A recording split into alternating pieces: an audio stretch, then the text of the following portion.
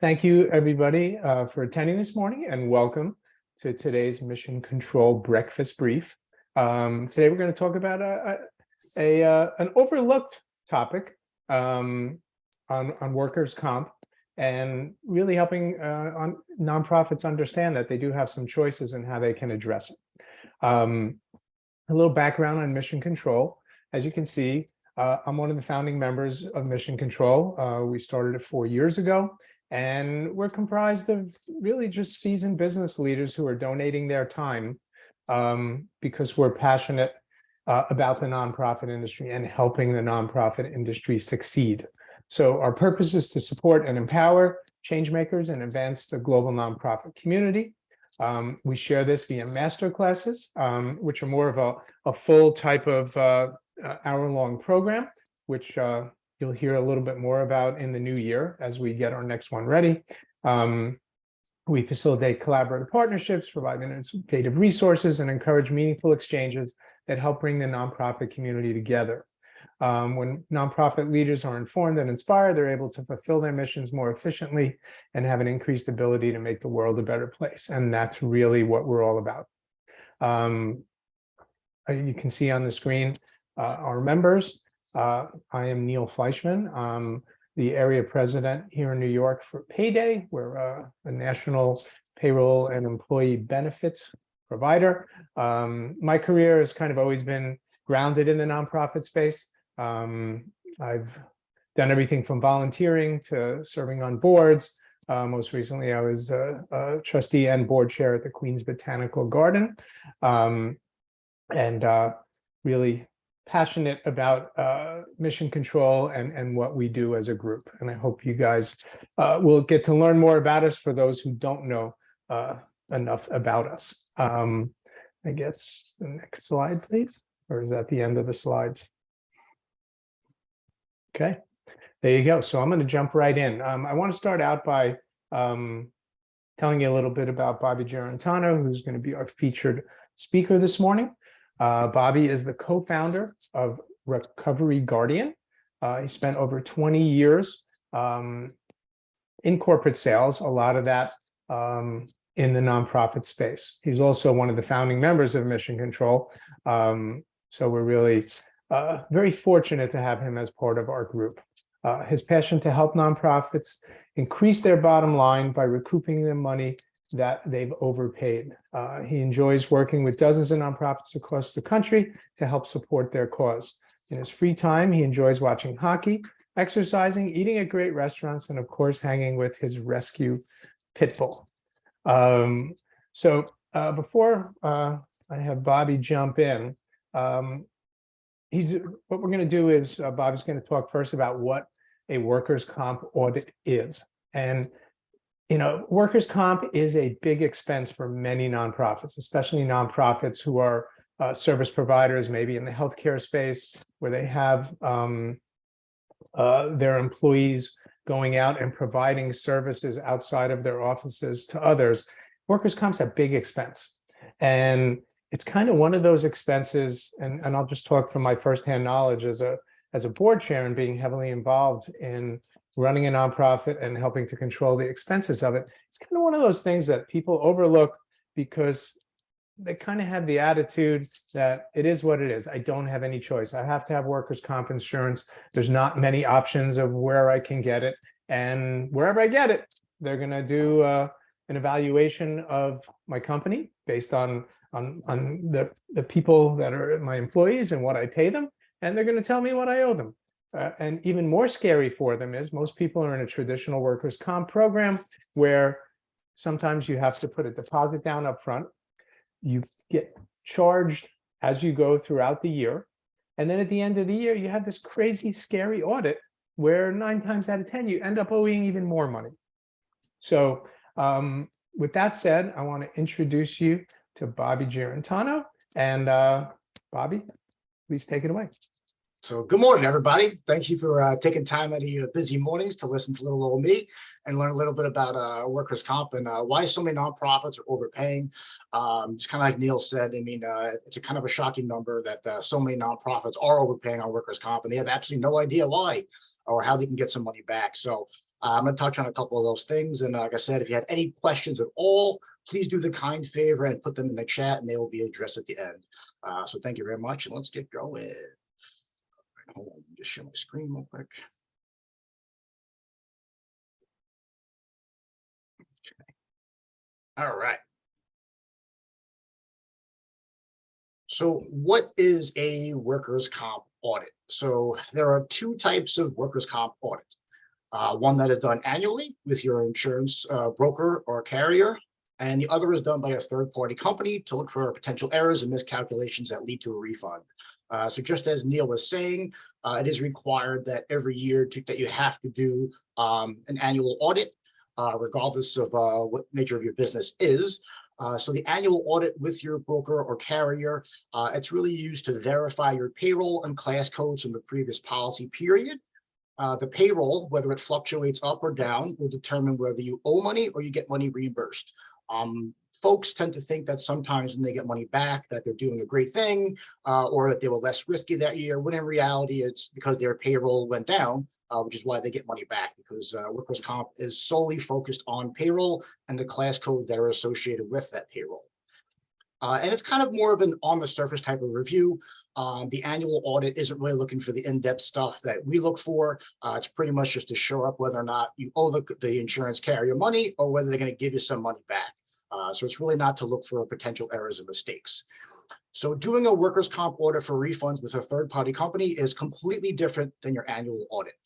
It's a deep dive into your current and past policies. We can go up to 7 years back. So you look at all past policies.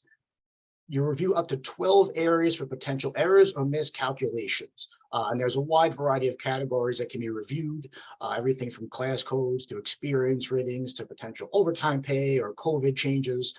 There's just lots of areas to look for that the average broker or carrier is just not going to look at. It's really because the work itself is just very intense and it's very time consuming. So it's not necessarily in their wheelhouse to do it. Plus, they don't get paid to do it. There's no reason for them to want to do it. There's really just no motivation to do it. And believe it or not, a lot of brokers and agents actually really aren't sure how to find these errors or miscalculations. They know a bunch of things, but they don't know all the in-depth stuff to go ahead and try to get companies back some money. So compiling the proper information and documents, identify the mistakes is a very, very important part of it. Being able to verify the information that proves the errors and the mistakes that can get back a refund is incredibly important. I kind of think of it as being a detective in a murder case where you have to compile a ton of evidence so that the jury without a doubt will prove that person guilty. It's kind of the same thing. In essence, you're proving the carrier guilty of any mistakes or misinformation that could potentially get you back a refund. Okay, and then providing the detailed documentation to ensure the refund goes to the client. Like I said, we provide everything that's super in-depth so that it gives the carrier pretty much no choice but to agree with it and go ahead and reimburse the client for those errors and mistakes. Great.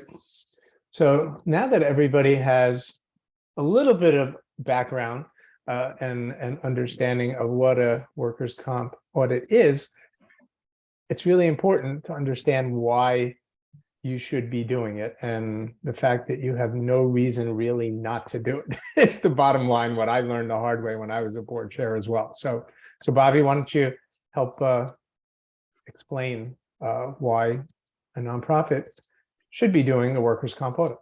Sure.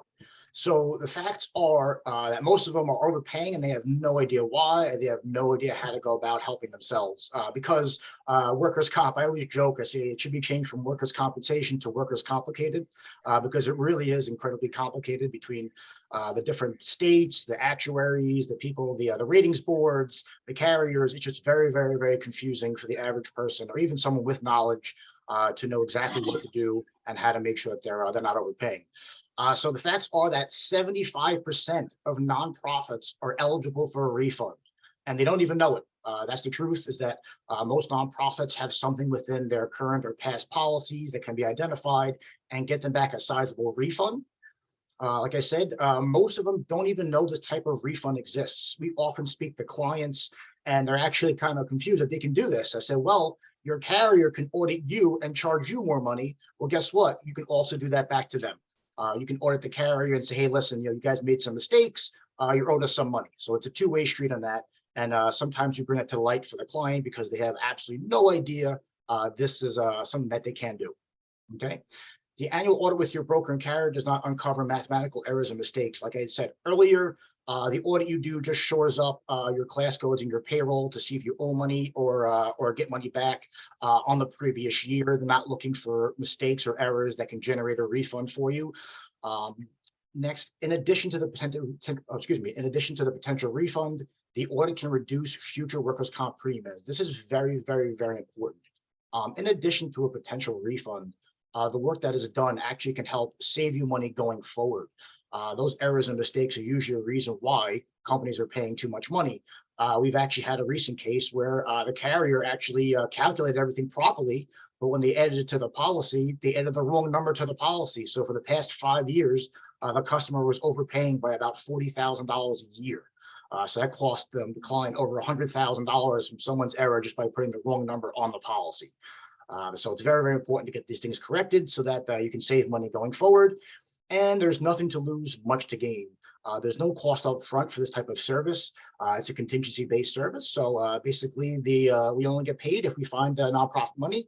It's not a cost to them to go ahead and do this, which is a great advantage, especially when nonprofits have tight budgets and have to keep everything under control when it comes to their funds and their donations and everything like that. Great. Well, I hope everybody has a little bit of a better sense of, why this could be something really meaningful for their organization, and the fact that, like you said, Bob, they really have nothing to lose. And I think that's a key part of this. There's not a lot of work they have to do to have an audit done like you're talking about, and they can only gain, because if you don't, if for some reason there were no errors, and I know that's incredibly unusual, worst that happens is they don't get any any additional money back. That's the worst case scenario is nothing happens. But it's almost like a kind of joke sometimes too. It's like going to a casino and you sit down at the blackjack table and you have a 3 out of 4 shot of winning money and a 1 out of 4 shot of not losing money. So it's like, hey, well, who wouldn't sit down at that table? Why not? Exactly. So we thought it would be great for you folks to hear some success stories with nonprofits in this space that have gone through this process, and they've gone through it for a variety of reasons, which I think is really important for everybody to hear. It's not always just because there was, a miscalculation, quote unquote. So the first one I'd like Bobby to talk about is kind of an interesting one, because there might be some of you out here that have said, gee, you know what? I actually went through this process 2 years ago, 3 years ago, 4 years ago, 5 years ago with somebody else. And, maybe they didn't find anything, or most likely they got some money back. So they figured, you know what, I already went through the process. I got some money back. I'm good. There's nothing else to gain here. It's almost like if any of you folks are homeowners, you pay real estate taxes, right? Well, you can grieve your real estate taxes. You can hire a lawyer to represent you with your municipality where you live, because chances are there's been some miscalculation in the value of your property, and they fight that, and they get you whatever they get you. Well, guess what? You could do that process again X amount of years later if your taxes still increase. So it's a very similar type of thought process here. So Bob, why don't you talk about a client of yours that went through the process and actually got a sizable recovery and thought there was nothing else to gain by doing it again? Yeah, sure. So we had approached them about working with us, and they had informed us that they'd work with a competitor and that they were pretty happy with the results. And I kind of said to them that we have a great team. They're the best in the business. Would you at least give us a second look just to make sure that there was nothing else that could be uncovered? At first, they were hesitant, obviously, because they went through the process. But then after I had spoken with the director of operations, he agreed that, hey, listen, there's no cost for us, and we have all the documents handy from the previous audit. So, hey, it doesn't take much for us to send it over to you. Why not give it a shot? So we did a review and we realized that they had paid something, which is a New York related violation, something called Code 59, which is a violation that has to do with their experience rating, which is basically an experience rating has to do with your risk factor. You think about it as a credit score. You lower your credit score, the higher you'll pay in interest. Well, guess what? The higher you have an experience rating, the higher you're going to pay on your workers' comp. So they got a penalty by New York State for being too risky above a certain amount of employees. So they got a hit with a violation. And our team was able to recognize that the violation was in fault. And with the proper documentation and doing the proper research and due diligence, we were able to prove that that Code 59 violation was in the wrong. And that nonprofit had to lay out $70,000 for that violation, which was wrong. So we were able to work with them and provide the proper documents and information and get all of that money back to them. So they were pretty ecstatic about that because they had no idea how to even contest it, how to say, hey, listen, I think this is in the wrong. It's just not common knowledge for the everyday nonprofit. Nonprofits are awesome at the services they provide, but workers' comp, like you said, Neil, tends to be overlooked, and it's just not something that folks really dive into very deeply. And if they do, they're not even sure where to look at how to go about finding these things. So that was just a great story how they got a violation of for a really large amount, and we were able to come in secondhand and find them that money back. So they were really ecstatic with the results. Great. It's a great example, Bob. So another example or case study I'd like Bob to talk about is something really interesting to me because, and I'm, part of what I do for a living is in the insurance space, but not in the workers' comp area. And the expression, you don't know, you know what you know, you don't know what you don't know. And that's so true in the insurance space in general. And it's not for, when you have a broker that's providing, policies for you in any area, whether it's, personal lines, medical or healthcare, group related, or, what's called property and casualty, which workers' comp falls under. It's not your broker's doing a bad job, but there's so many changes. It's such a fast changing landscape that there's no way they're going to know if everything that's going on in the space might pertain to your case. And like what the example that Bobby showed in the previous one, they were charged for a violation of a certain code. They paid $70,000. Think about that from a cash flow standpoint for a nonprofit. And if they never agreed to have Bobby take a second look at it for him, they would never have gotten that money back. Right? Think about what $70,000 is to any nonprofit, how hard it is to raise that kind of money. But going on to this next example, I think it's great because it talks about something that changed and something that caused a change in the workers' comp classification area. And believe it or not, it was because of COVID, right? So granted, COVID doesn't, we hope it never happens again in our lifetime, but here's an example of something that happened in the world that had an impact in workers' comp insurance that nobody talked about, nobody really knew about.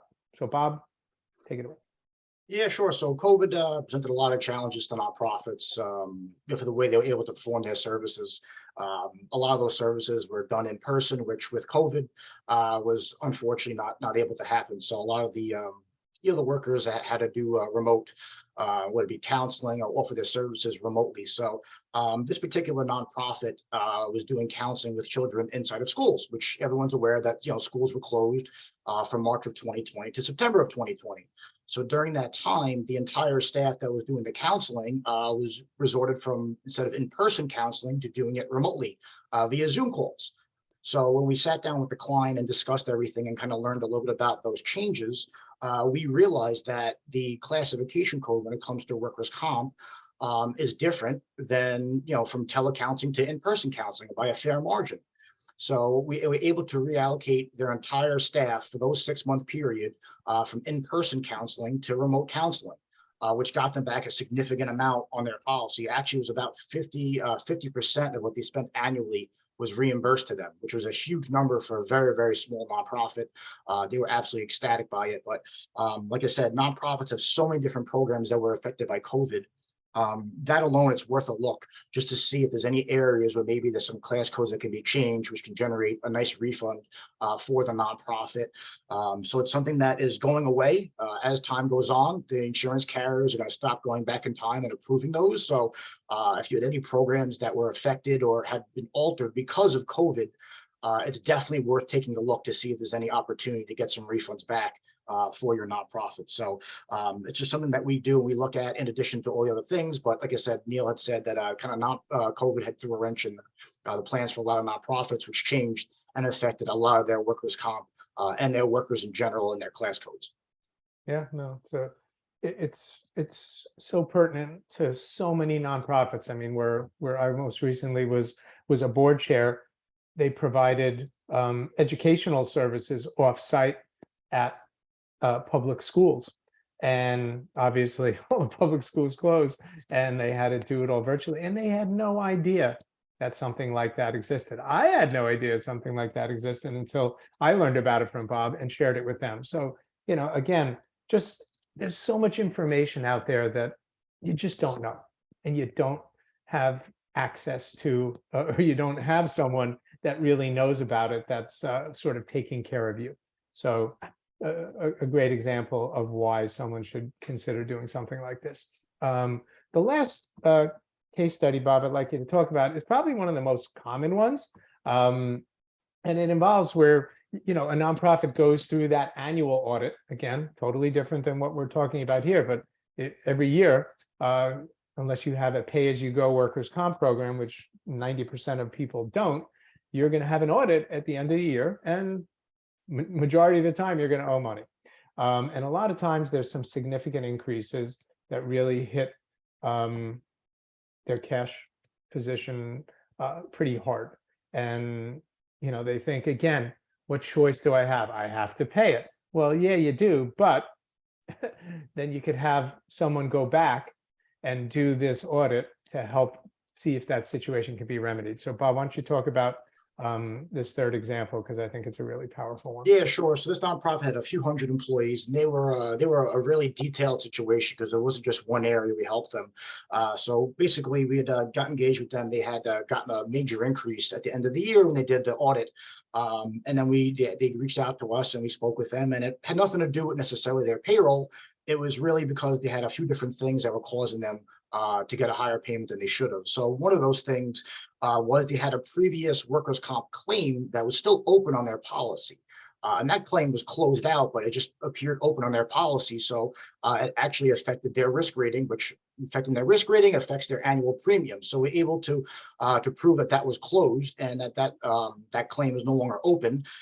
In addition to that, they do work in multiple states. So when you do work in multiple states, every state has its own, it's called experience rating or mod factor. Once again, it has to do with your risk rating. So every state calculates it differently and every state does it differently. So we noticed that the mods and their experience ratings for both states were estimated.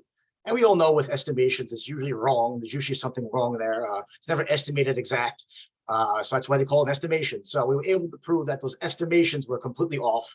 And we actually did the true number, which helped get back some more money there. In addition to that, there were also some class code changes. They had some employees that were admin related that were classified as something that was not admin related, which we're able to help them fix. And for those that don't realize, there are over 800 different employee class codes. So many of them look identical, but they all have different rates. So even though they might sound similar or look similar, they all have different factors when it comes to your annual premium. So those were a couple of the ways we were able to help them out. I'm trying to think, what was there was a third way also too. I'm trying to think of the top of my head and I'm forgetting, but in the end, we were able to recover just over $70,000 for them. And this is something that, like I said, Neil had said earlier, if you don't go after this money, the insurance carrier is never going to pick up the phone and say, you know what, I think we've overcharged you. We're going to give you that money back. That's never going to happen. So it's something that if you don't go out there and give it a shot, it's money that'll be lost forever. And if you think how hard your development team works and how hard it is to get funding and bring in money for the nonprofit, this is a really simple way and a very hands-off way that you can go ahead and lower your costs going forward, as well as potentially getting a refund. And like I showed earlier, the odds are in your favor of getting money back. Right. Yeah, I mean, I think one of the key points here aside from the fact that there's significant money that a nonprofit could get back if they went through a process like this, it also helps what they're going to pay moving forward. Because the way, and Bob, you could talk about this a little if you want, but the way workers' comp works, if you had that annual audit and they gave you a significant increase, it sort of creates a bit of a baseline for the next year or the next case, as they call it, going forward. So, you could be exponentially paying so much more money than you should. And as Bobby said, they're not going to come and tell you, hey, you know what? Proactively, I think we made a mistake and we charged you $50,000 too much last year, and that caused a $25,000 increase this year. So we're going to give you $75,000 back. Yeah, it doesn't work that way unless you take the initiative to do something about it. You're wasting your own money, basically. You hit it right in the head. And Yep. a lot of nonprofits don't exactly have an in-house workers' comp team that knows what they're doing as far as finding these things and identifying certain ways that can be overcharged. So it's very important to you're bringing an expert to look at this, because it's something that can be very, very, very expensive. It can continue to increase, which just costs tons and tons of money. So it's just something that you want to keep an eye on and bring in an expert to have a peek at it. So speaking of that, let's, why somebody, should work with a company, but really specifically you, because to be honest with you folks, if you're going to go through a process like this, do it with someone that cares about your organization, that volunteers his own time to help the nonprofit community. So Bob, why don't you talk a little bit about why someone should work with Recovery Guardian Sure. in this process? You got it. So first of all, like I said earlier, there is zero out-of-pocket costs. There's not a single penny laid out to perform this audit. It is 100% contingency based. So there's no fee if there is no refund. We will do all the work, regardless of how long it takes, to try to find out and see if we get you some money back. So there really is no risk, and there's no reason why not to give it a shot. And of the team we've used for quite some time, they are absolutely amazing. Between the three owners, they have over 100 years of combined experience. We always say that the team eats, sleeps, and breathes workers' comp, which is a fact, because this is all they do all day, every day, is review workers' comp policies all across the country. And for many, many nonprofits, they have a ton of experience. And that's why I stated earlier that even if you've worked with the competitors, to give us a shot, because we found, just this year alone, probably about a half a dozen cases where clients that worked with another company and were very hesitant to give us a second shot. And then once they realized there's really nothing to lose and very little effort on their end, they gave us a second shot. And 5 out of 6 of those companies, we were able to reimburse them even more than what they got in the first time around. So we do have the best team in the business, and it's definitely to your advantage. Our work will lead to reduced premiums. As we had said earlier, basically the work we do will actually help you get savings going forward. That savings could be a significant amount of money. We don't know exactly what that savings is, only because we don't sell the insurance. We don't know how to calculate it that way, but the client does get 100% of any future savings. So the work that we do will basically give you additional money back in your pocket going forward, which is very, very, very important to save additional money. Yeah, and like I think, sure. I don't mean to interrupt you, Bob, but that's a really important point. Yep. Because your fee is 100% contingency based. So when you find a refund, you're going to get a percentage of that refund, and that's your fee, and that's it. So, the fact that by going through this process and finding uncovering some of these things and getting a refund, that will help lower your future premiums, which Bobby's firm does not take a percentage of. It's sort of a one-time thing for doing this audit, and then going forward, as your rates are lowered because of that, that money is for the nonprofit to keep, and it's just so valuable. It just shocks me that more nonprofits don't go through this process. Yeah, because I'm sorry. Yeah, no, just because I know you're going to get to one of the points, but there's very little work they have to do. It's not a disruptive process. It's not like, oh my God, I have to have somebody gather paperwork that we don't know where it is, and it's going to take days and days and days of somebody's time. It's not the case, folks. So go ahead, Bob. Yep, no, and just to piggyback on what you were saying, Neil, the majority of the competition out there actually has the client sign a retainer. to actually get a commission on the future savings. So we don't do that. We only take a fee on what we find originally. After that, all the savings is yours to keep. So that's one of the benefits of working with us. And like I said a moment ago, for those companies that have already done an audit, we have a 50% success rate finding money after a competitor's audit. This year, we have a much higher percentage, but overall, it's about 50%. So it's 75% from the beginning. And then if you've already worked with a competitor, there is still a 50% chance that we're going to find you additional funds, because a lot of our competition look at about 2 or 3 areas for these errors. Depending on the state, we look up to 12 areas for these potential errors and mistakes. So we really do a deep dive, a deep analysis to make sure that every single thing is calculated for. And just like Neil had said, we do all the work, so there is zero disruption to the client's daily operations. One of the biggest misconceptions of what we do is that the client has to go digging for these documents, or calling their broker or the state insurance fund to get these documents, which is not the case. We tell the client to do as little as possible and basically just provide us the contact information. We'll do all the digging. We'll do all the legwork for you. Obviously, if you have the documents handy, send it over, which is great. It does save us some time, but we'll go fishing for everything.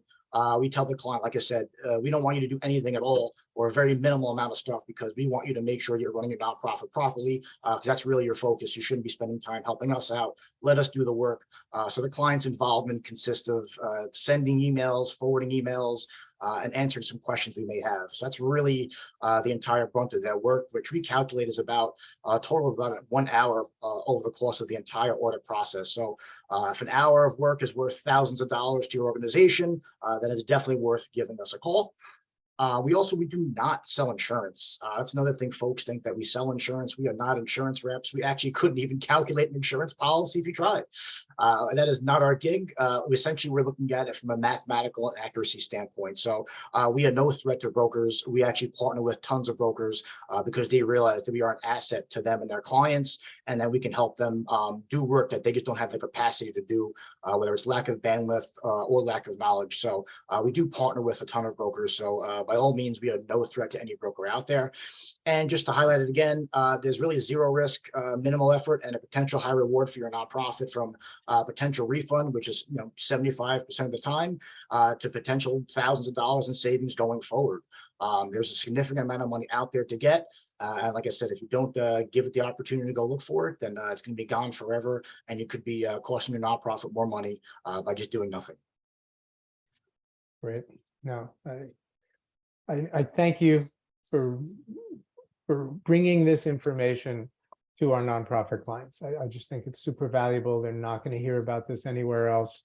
As someone who does sell insurance and is a broker, not in this space, though, I would so welcome, and wish I knew people like you years ago, because you bring value to the table and you make brokers look good, and you help your clients, and specifically nonprofits, save in the majority of cases a significant amount of money. So it's really an invaluable service to people that don't know about, and I hope the folks that attended today learned a little more about it and learned the value of it. We tried to do it in a short and concise way, so not as to take too much of your time this morning. Why don't you put up your contact info, which I think is the next slide for everybody. This is the way to reach me. Obviously, my email is there. My cell phone is always available. It's attached to the hip. So if you ever call my cell phone, it's if I don't answer, I'll call you right back. But you can shoot me an email, check out our website. You can follow us on LinkedIn as well to see some great information. We do like to put out some good stuff from time to time. So if there's anything else that anyone wants to add or send to me, please, by all means, reach out, and I'm more than happy to have a discussion. Even if it's just questions, even if the nonprofit is not the right fit, we're glad to guide them and provide them with knowledge and information that we know, so it can help you, build a better nonprofit and kind of keep your costs down and make sure that you're not overpaying going forward. So I just wanted to thank everyone for hopping on. We do appreciate it. And if there's any, we do have one question so far in the chat. And the question is, are there certain types of nonprofits that are more likely to get returns or refunds? Sure, and that's a good question. So we tend to have better success with nonprofits that are offering social services, whether it be in the healthcare space, mental health space, working with folks with drug addiction or the homeless or housing. Basically, nonprofits that are working directly hand in hand with the public are by far the best ones to work with. They tend to have much higher risk. And their workers' comp policies tend to be very expensive. We work with some nonprofits, and it's kind of eye-opening how much they actually pay for workers' comp insurance. I think a lot of folks just don't realize that. So basically any nonprofits working face to face and hand in hand with the public, offering those type of social services are really the ones that we do the best for. The nonprofits that are more clerical based or more office based, they don't have the risk because, let's be honest, they're in the office all day. The ceiling fan is unlikely to hit all the employees in the head and cause an injury, or the copy machine is not going to get up and start attacking people. So it's really for the folks that are working face to face with the public. So. Great, thank you. I actually have a question I wanted to ask. I think one of the misconceptions is, for a nonprofit, they have to be a large nonprofit, meaning it's based on how many employees I have, which is that really a misconception about, what determines whether, somebody should think they're a potential candidate for this? Is it based on the number of employees? Is it based on just the amount of a premium? Like, how would somebody look at this? Good question. So definitely the amount of employees does factor into that, but essentially we're looking for people that are spending at least, I should say nonprofits that are spending at least $50,000 a year on workers' comp. The reason for that is the work is very detailed and very time consuming. So if they're smaller nonprofits, don't quite hit that minimum just yet, it can take just as much time to do all that due diligence to see if we can find anything. And at the end, we might not find that much money anyway. So we don't exclude smaller nonprofits, which is why our threshold is $50,000 a year and up. This way we can cater to quite a few nonprofits out there because we do want to help as many as possible. But like I said, the work is very time consuming and we don't get paid unless we find something. So it's something that it's just not worth our while to do it if it's just too small. But good question. Okay, yeah, another question. How long can you go back and get the virtual versus in-person COVID-related refunds? Is there an expiration on that too? Not necessarily. No, that's a great question because we do get asked commonly if there's a statute of limitations when it comes to the carriers, and there really isn't. It's very, very confusing, just as workers' comp is confusing. We've worked with the same carriers and we've had two different orders that the carriers approved mistakes. Well, one person approved mistakes that were 5 years old, another one approved mistakes that were 7 years old. So it just doesn't, there's really no set boundaries on what they'll approve or not approve. But for COVID, it's still early enough. We can go ahead and get those refunds. I'd say once you hit mistakes and errors that go past 5 years, that's when it gets a little tougher to get the reimbursements. But those COVID refunds are going to be expiring sooner than later. So it is very important for those nonprofits to just reach out and see if they can get some money back because of that. But that's a good question. Great, thank you. Don't see any other questions in here. So unless someone would like to pop something in, I'm gonna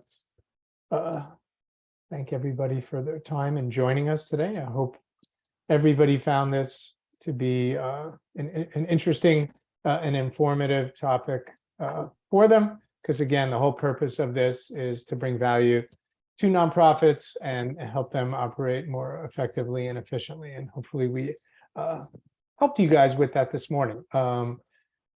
Just so you guys know, so Mission Control, we're gonna, if you've attended our events before, we're working on our slate of events and presentations for 2023. So keep an eye out for information from us towards the end of the year, or certainly into January, and we'll let you know of all the events coming forward. So thanks again, Bobby. Great job. Much appreciate your time and bringing this knowledge to the table for everybody.